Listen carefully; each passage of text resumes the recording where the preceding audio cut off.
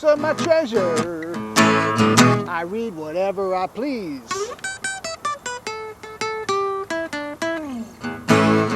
I'm here to tell you the treasure that you need. To learn how to read, you must know what words mean.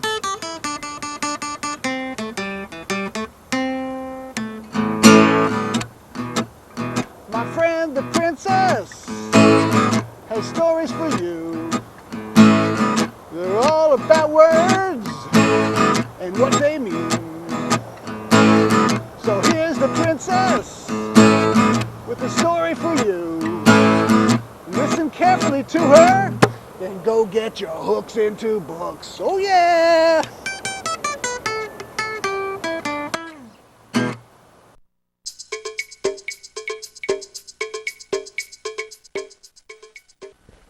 Now we're going to visit for a moment Desmond the Dragon.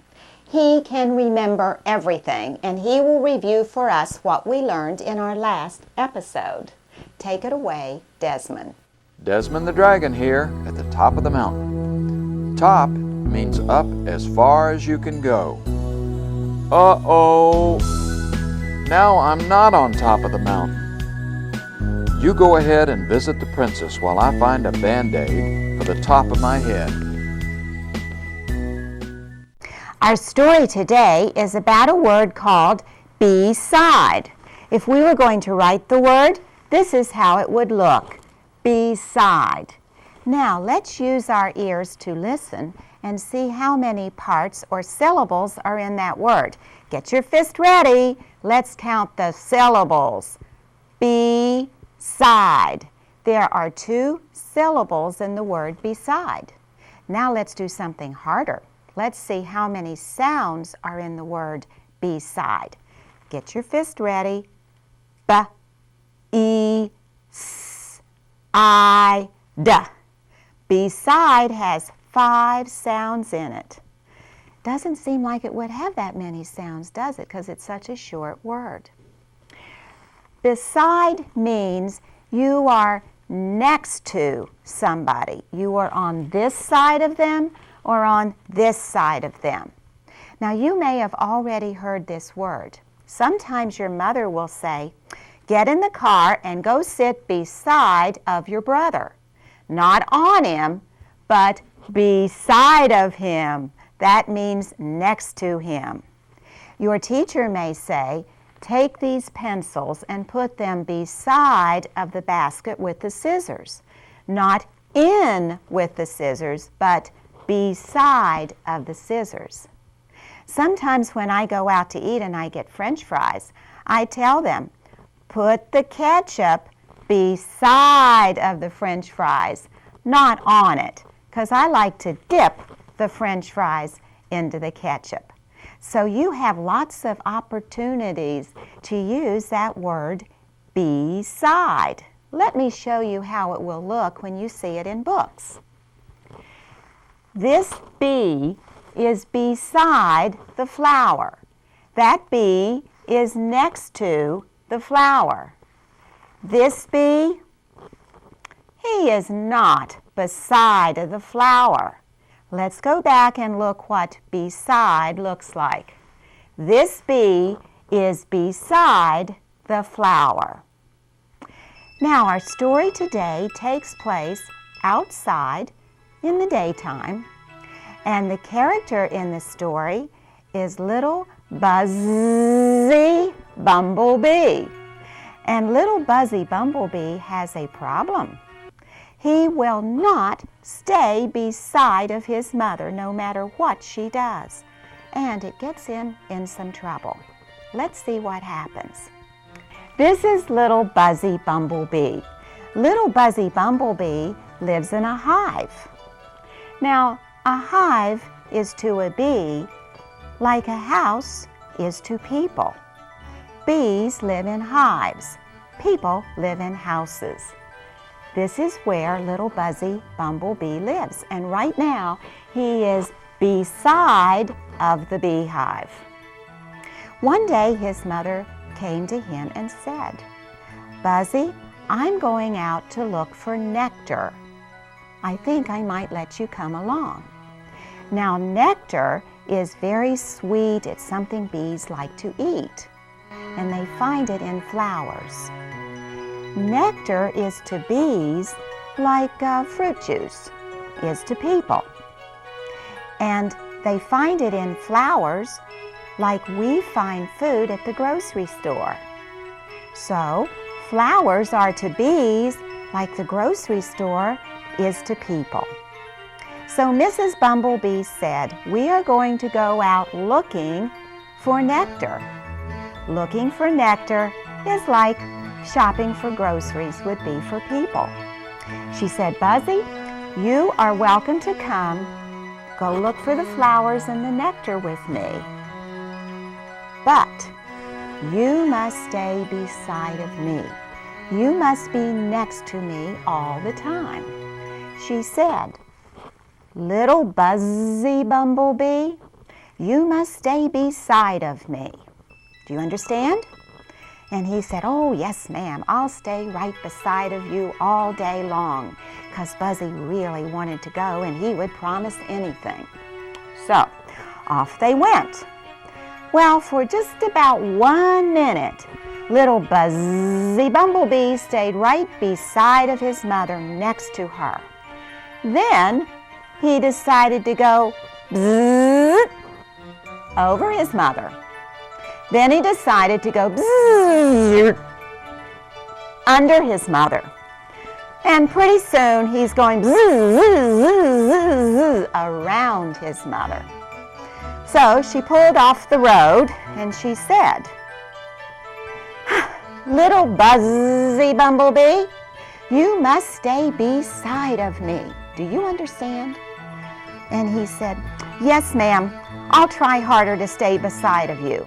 So off they went again, looking for nectar. Well, he stayed beside of his mom, this time 2 minutes. And then he started going bzzz over his mother, bzzz under his mother, and bzzz, bzzz, bzzz around his mother. And then he started to go far away bzzz, from his mother. Well, he was going down the road far away from his mother, and he did not hear her say, little Buzzy Bumblebee, you must stay beside of me. He didn't hear her, and off he went. And then he stopped and he looked around, and you know what? He for sure was not beside of his mother, and he was not over his mother or under his mother, and he wasn't going around his mother. He was lost. He was out there on a road all by himself. This was pretty scary. And little Buzzy Bumblebee said, oh boy, I am in trouble now. I am in big trouble now. I am in really, really, really big trouble now. Bzzz, what am I going to do? And while he was thinking about all the trouble he was going to be in, and he didn't even know how much trouble he was going to be in, a blue jay, a big blue bird called a blue jay, swooped down, came up to him, and grabbed him in his beak. And he was just about to have little Buzzy Bumblebee for an afternoon snack when the bird sneezed, achoo, achoo, achoo, because the bird was allergic to pollen, and there was pollen on the bee, and it made him sneeze. Well, lucky that blue jay was allergic to pollen, because Buzzy got away. And he flew away, and he went over, and he stood next to or beside of a tree. And he thought, if I stay real still beside of the tree, maybe that bird won't see me and won't come back. So he stood there, and he saw the bird fly away, and he thought his troubles were over. But then there was a dark cloud that covered up the sun. And all at once there was a crash of thunder and a bolt of lightning. And the rain started. First it was a little bit of rain, and then wind came and the rain got harder and harder. Now, Little Buzzy Bumble Bee had never been outside of the beehive when it was raining because his mother would keep him inside. Didn't know about rain. And what he found out right away is that when your wings get really wet, you can't move them and you can't fly. So pretty soon little Buzzy goes down, down, down, down, and splat, he lands beside of a mud puddle. Now, this was a bad thing in a way because he got mud on him, but it was a good thing that he got beside of the mud puddle because Buzzy did not know how to swim, and he would have drowned in the mud puddle. So it was a good thing and a bad thing. So little Buzzy is sitting there beside of the mud puddle trying to dry off and thinking about what he was going to do. And he thought, well, I guess the worst is over. I've made it so far. And then there's like a dark shadow that comes over him. And he had no idea what it was. But he looks up and there's an extra large shoe attached to an extra large boy about to come down and squash him. He could see it coming. Now, the extra large boy didn't really want to step on the bee. The extra large boy wanted to make an extra large splash in the mud puddle. So the foot came down right beside of where Buzzy was. That was a good thing that it was beside of him. It splattered him with mud and scared him to death, but otherwise he was okay. And the boy went on, making more extra large splashes in as many mud puddles as he could find on his way home. So Buzzy is sitting there and he's feeling pretty bad. And he's going, bzz, bzz, bzz. What am I going to do? I'm lost. I'm scared. I'm wet. I should have stayed beside of my mother. Then he heard a voice. Or he thought he did. And the voice was saying, Buzzy, Buzzy. And he said, that sounds like my mother. Could it be? Well, he got up, shook the mud off, and he tried to fly. He couldn't do a very good job, but he flew toward where he heard the sound, Buzzy. And sure enough, it was his mother. Now, I want you to stop for a minute and think about what might be going to happen. You're going to make a prediction. That's where you guess what's going to happen in the story. And you make a prediction based on what you know has already happened to you sometime in your life. So when you've done something wrong and probably made your mother pretty angry, what did she do? So think about that for a minute, and even after the story you can talk about that. But I'll tell you what did happen. They flew together, and before Mama Bee could do anything, Buzzy said, Mama, I now know what I must do. I must stay beside of you. Why, you keep me safe and you keep me dry. I'll never, ever again question why. I'll just stay beside of you. Well, his mother was so glad to know that he was safe, and she felt he really meant what he said. So she decided she would not lecture him. She would not punish him. He had probably learned his lesson, and he did.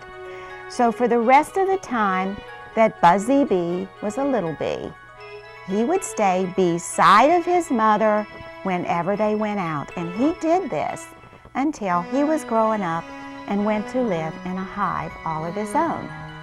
Now, you can remember this story so that when you go shopping with your mother in the mall and she says, stay beside of me, you will, right next to her so you don't get lost. And if you go on a field trip with your teacher and she says, I want you to stay beside of your buddy, you'll do that so you don't get lost. So that's the end of our story. And remember, it takes 10, 20, 30, 40, 50 repetitions to make this word yours. Now let's try our rhyme. This will be a short rhyme today, but we're still going to need our snapping fingers. I'll do it, and then you do it. Little Buzzy Bumble Bee, you must stay beside of me. Okay, try it with me. Little Buzzy Bumble Bee, you must stay beside of me. Good job. Bye-bye. See you next time.